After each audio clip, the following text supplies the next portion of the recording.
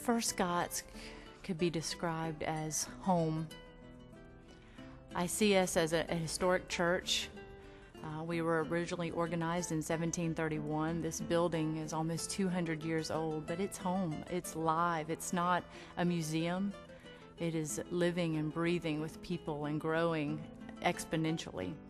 There were a number of Scottish families that left the Congregational Church, and they built a little meeting house on this site. And then subsequently, as the congregation grew, they replaced it with the current sanctuary. I believe that was in the early 1800s.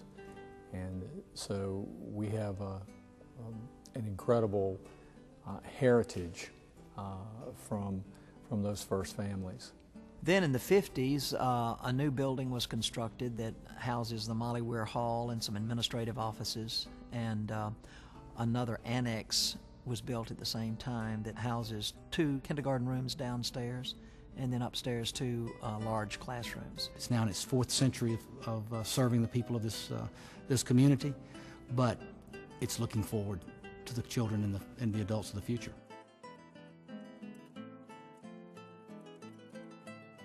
This church helped start the crisis ministries and the soup kitchen, and there's a team that still goes twice a month to cook at the soup kitchen.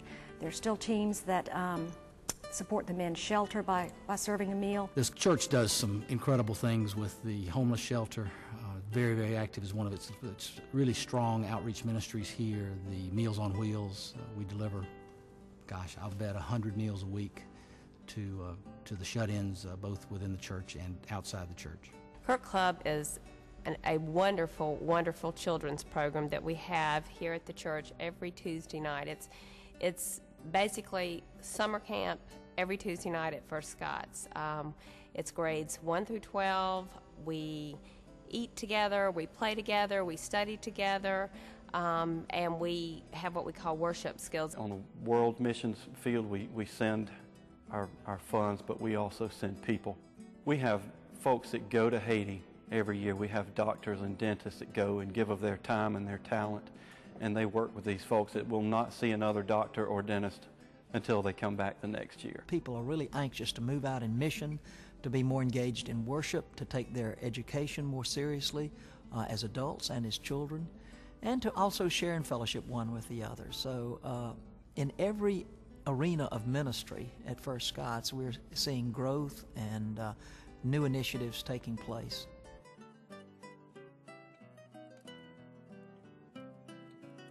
As we found during the survey of the congregation in the last 3 years, that we simply do not have enough room to meet the needs, educational and fellowship needs of the current congregation. And if we want it to grow even a little bit, we've got to provide more space, because we've got no room left to grow. We are busting at the seams. The fellowship hall is full at the dinner hour. We feed 100+ people.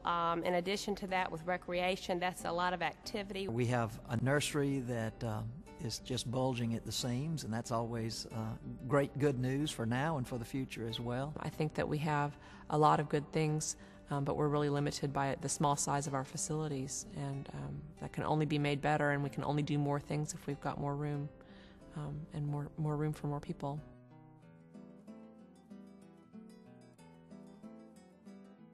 The major purpose of this campaign is twofold. One, it is to build a new education building. It's an approximately 12,000 square foot building that will be in 3 levels, located adjacent to the existing Molly Weir Fellowship Hall and on the site that is now the playground. The campaign will definitely ease some space constraints for the kindergarten. It will open up several classrooms for use during the week, but primarily we're focusing on what we need to do for the members in the worship throughout the week, not just for the kindergarten.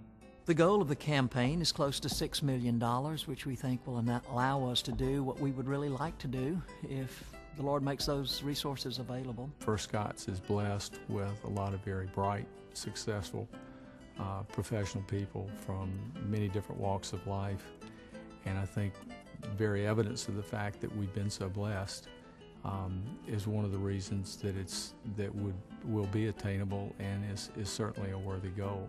I am excited about this campaign. I don't look at the Generations campaign as a challenge. I look at it as an opportunity for us all to look within ourselves. Not really fundraising, but faith raising.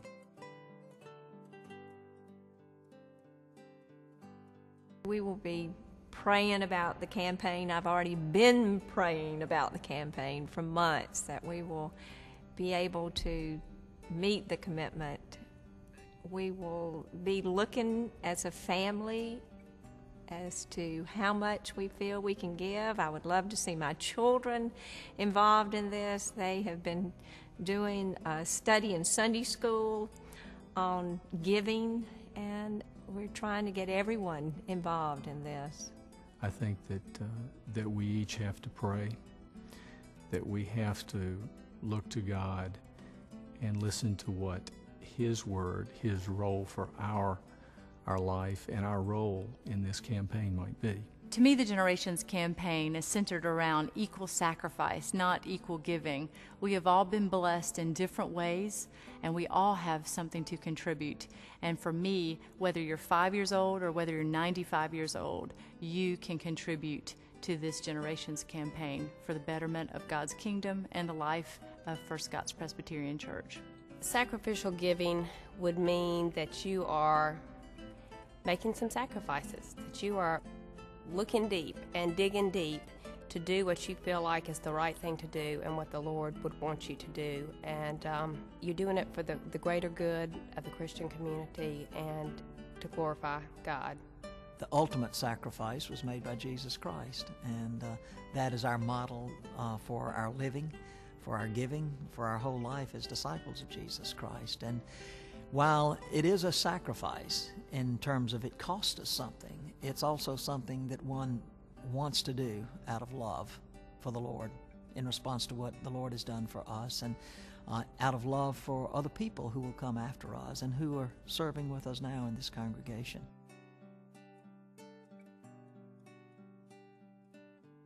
I think the first thing we need to do as a part of this campaign is to focus on getting our own lives in order, our own houses in order, before we think really about the house of the Lord. And I think there's good scriptural precedent for that.